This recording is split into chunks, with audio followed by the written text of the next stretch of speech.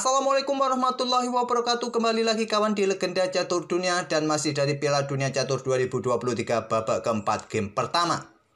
Babak keempat game pertama kawan ada 5 partai menang kalah. Tadi kita sudah melihat partainya Magnus Carlsen yang kalah dari Vincent Keymer kawan, dan partai yang lain antara lain Vidit Santos Gujrati kawan yang mengalahkan Edin Barcott. Kemudian ada Wesley So kawan yang kalah dari Alexis Sarana. Kemudian partai yang lain ada Nils Grandelius mengalahkan James Santos Latasa dari Spanyol. Kemudian satu partai yaitu Ferenc Berges kawan yang mengalahkan Ruslan Ponomariov.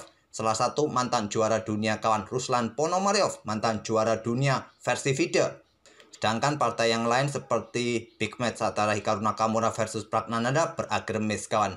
Tadi kita sudah ulas permainan Magnus Carlsen kawan. Sekarang gantian saya ingin melihat permainannya Wesley So berhadapan dengan Alexis Sarana kawan. Dan ide permainan mereka berdua sama dengan permainan Magnus Carlsen menghadapi Vincent Keymer tadi, dengan permainan Queen's Gambit Decline. Variasi pertukaran dipilih oleh Wesley So, sama juga variasi yang dipilih oleh Vincent Keymer tadi.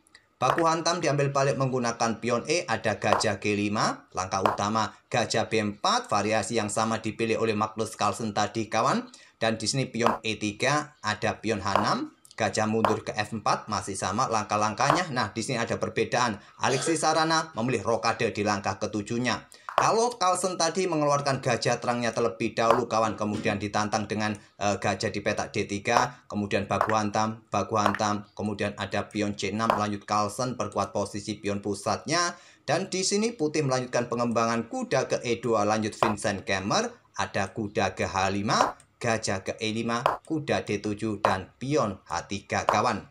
Kemudian kuda ini mundur kembali ke F6. Dengan permainan ini tadi kita lihat Magnus Carlsen kalah.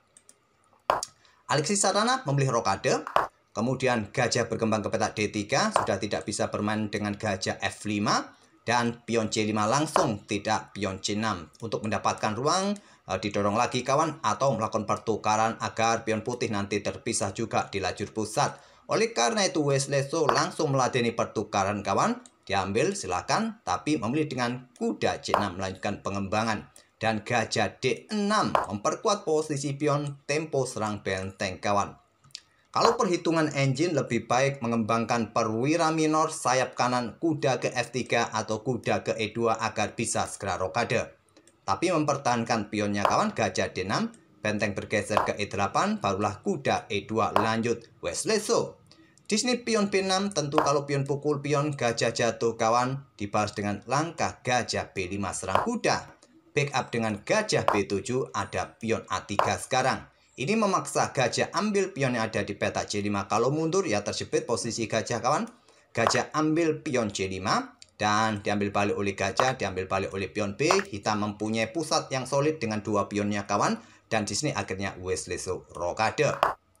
Kemudian menteri naik ke petak D6, kosongkan ruang bagi benteng-benteng keluar kawan. Di sini ada benteng C1 lanjut Wesley So, dan pion A6 coba usir gajah. Dan gajah menurut perhitungan komputer mundur ke petak A4, tetap mengawasi diagonal A4, E8 kawan untuk mengawasi kuda ataupun benteng. Tapi ditarik mundur ke petak D3, reposisi diagonal. Di sini ada kuda ke E5 serang gajah, dan gajah dilepas kawan memilih manuver kuda ke petak A4. Coba tekan pion yang di sini. Anggap contoh kalian mencoba gajah ini ditarik mundur dengan ide nanti menteri bisa berkoneksi dengan gajah satu diagonal kawan. Di sini memberikan kesempatan hitam dorong pion kawan maju petak D4, baku hantam di sini kawan, dan di sini akan berlanjut kuda E ke petak G4 terlebih dahulu kawan. Untuk coba tekan pion yang di sini, ancamannya di sini. Selepas mungkin blokade dengan kuda G3, pion ini jatuh kawan. Pion C pukul pion D4. Hitam mempunyai pion bebas di lajur pusat. Memilih melepaskan gajah, kuda A4, dan kuda ambil gajah D3, diambil balik oleh menteri, kemudian benteng C8, pertahankan posisi pion, kemudian menteri bergeser ke B3, ancam gajah mundur ke A8. Barulah sekarang Wesley So melangkah kuda petak G3 untuk blokade diagonal gelap dari manuver kuda yang dukung menteri, pressure pion yang ada di petak H2. Dan di sini kawan, pion H5 bisa jadi salah satu opsi untuk segera didorong untuk menyerang kuda ini agar diagonal gelap ini terbuka kembali kawan. memilih langsung dorong pion D4 untuk membebaskan satu pion kawan di lajur pusat ini Alexis Sarana. Kemudian di sini benteng pukul benteng bisa didahului oleh putih, memilih dengan menteri bergeser ke D3. Blokade laju pion, pressure pion yang di sini juga, dan akhirnya Alexis Sarana mendahului pertukaran benteng. Benteng pukul benteng C1 diambil balik oleh benteng. Ada kesempatan kuda manuver-manuver kawan ke petak D7 terlebih dahulu, memilih manuvernya ke petak G4. Coba manuver-manuver untuk mengusir menteri agar pionnya bisa lolos kawan. Di sini menteri bergerak ke petak F5 serang kuda, juga berikan dukungan mungkin bagi benteng untuk beradu nanti.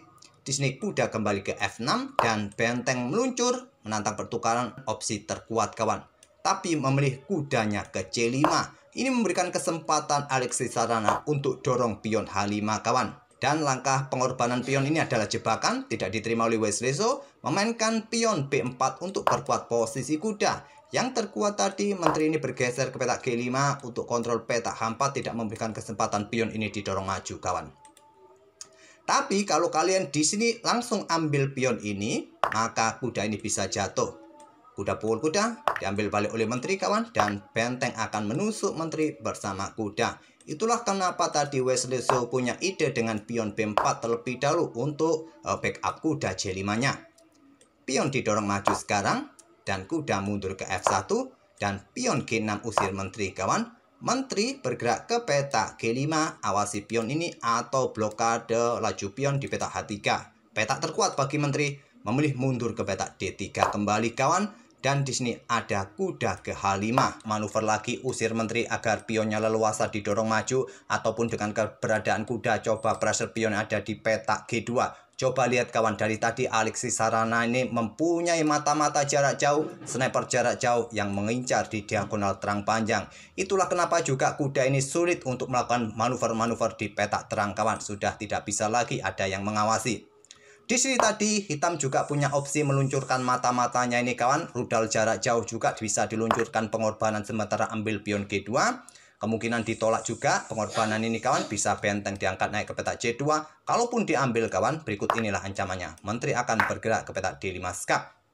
Terserah kalian mau mundur ataupun blokade dengan pion. Menteri ini akan bergerak ke petak G5 skak kawan. Dan benteng ini jatuh. Itulah gantinya tadi. Kembali lagi ke langkah aslinya. Memilih kuda ke H5 dan berlanjut dengan menteri ambil pion A6 menantang pertukaran, langsung diterima oleh Alexis Sarana, diambil balik oleh kuda, dan di sini kuda bergerak ke F4. Coba pressure pion yang di sini bersama gajah kawan, ataupun juga awas ada ancaman serius juga, ancaman skak garbuan terhadap benteng. Di sini kuda C7, ancam gajah, garbu benteng kawan, dan pion H3 didorong oleh Alexis Sarana terlebih dahulu. Langkah brilian, membuat langkah pengorbanan benteng. Ditolak, memilih dengan langkah kuda G3, awasi petak E2. Kenapa tidak ambil benteng kawan? Karena ancamannya serius kawan. Kuda ke E2 skak, raja bergeser, pion pukul pion, skak mat. Itulah kenapa Wesley So melangkah kuda G3, awasi petak E2. Dan terlebih dahulu pion H pukul pion G2 mengunci posisi raja kawan. Nanti bisa disusul pion ini didorong, ataupun juga ancamannya di sini ancaman skak mat kawan. Oleh karena itu kuda sikat gajah. Tidak langsung diambil balik. Terlebih dahulu di sini pion didorong maju dan Wesley So menyerah di langkah ke-34 ini. Ancamannya apa? Ancamannya pion didorong terus maju kawan. Kalau ada ancaman kuda serang benteng di sini ya simpel, pion didorong maju, benteng bergeser, dan benteng ini meluncur, dan seterusnya kawan. Tak perlu kita perpanjang lagi. Di langkah ke-34 Wesley So menyerah. Pada game kedua malam ini Wesley So pasti mati-matian untuk mencoba keluar menyerang untuk mendapatkan kemenangan, untuk memaksa ke tie break kawan untuk bisa lolos ke babak berikutnya. Tapi kalau remis malam ini Wesley So ataupun Magnus Carlsen, kalau remis malam ini mereka berdua akan gugur di babak keempat ini. Oke, itulah kawan. Tema hari ini adalah Queen's Gambit Decline, variasi pertukaran. Dipilih oleh Wesley So ataupun juga Vincent Keimer tadi yang mengalahkan Magnus Carlsen. Semoga permainan kedua pemain dan referensi permainan Queen's Gambit Decline variasi pertukaran bisa jadi bahan referensi permainan kalian. Dan kita akan bertemu di video-video berikutnya. Terima kasih. Wassalamualaikum warahmatullahi wabarakatuh.